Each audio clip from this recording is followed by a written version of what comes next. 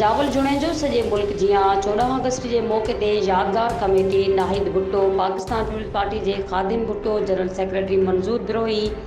Shiraz Bhutto, doctor Sagar Bhutto, Qurban Ali ऐं ॿियनि जी अॻवानीअ में शानदार रैली कढी वई, जेका अर्ज़ी भुट्टो खां पाकिस्तान ज़िंदाबाद जे नारनि सां गूंजंदे सजावल जुणे जो प्रेस क्लब पहुती। ख़ुशी आहे त अॼु असांजो पाकिस्तान जो ॾियारो मल्हायो थो वञे दुनिया में।